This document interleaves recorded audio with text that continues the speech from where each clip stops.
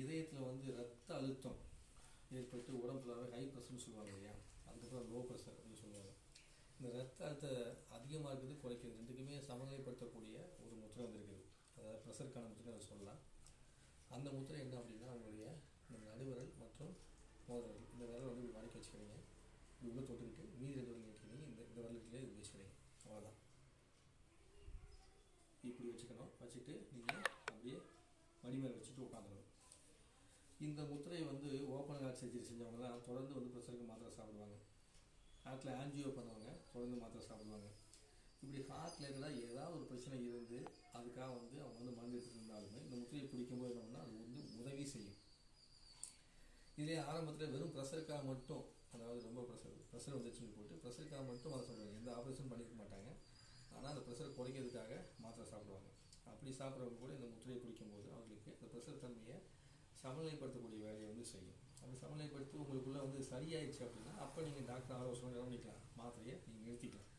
அப்போது ப்ரெஷரை குறைக்க உதவக்கூடிய இந்த முத்திரை.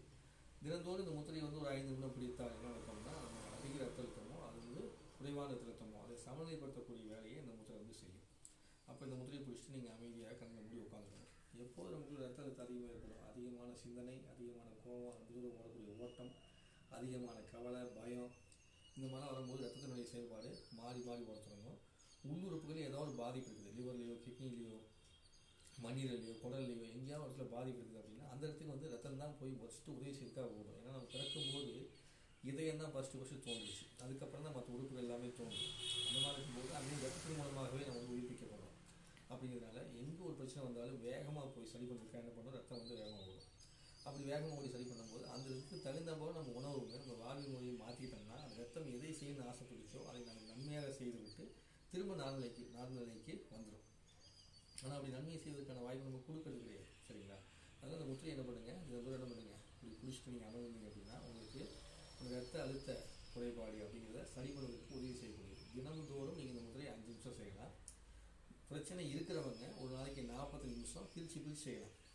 10 நிமிஷமாக பிரித்து செய்யலாம், 15 நிமிஷமாக நீங்கள் பிரித்து செய்யலாம். சரிங்களா? உணவு அருந்தியவுடன் செய்யக்கூடாது. சாப்பிட்ட உடனே இந்த முத்திரையை செய்யக்கூடாது, ஏன் வச்சுக்கோங்க. சாப்பிட்டு முடிச்சு எந்த முத்திரையாக இருந்தாலும் சாப்பிட்டு முடிச்சு ஒரு 15 நிமிஷம் கழிச்சு செஞ்சால் ரொம்ப ரொம்ப நல்லது. வேறு ஏதாவது சந்தேகம் இருந்தது அப்படின்னா தகுந்த மருத்துவரிடம் ஆலோசனை பெற்று அதுக்கப்புறம் நீங்கள் நிர்ணயிக்கணும், பயன்படுத்திக்கணும்.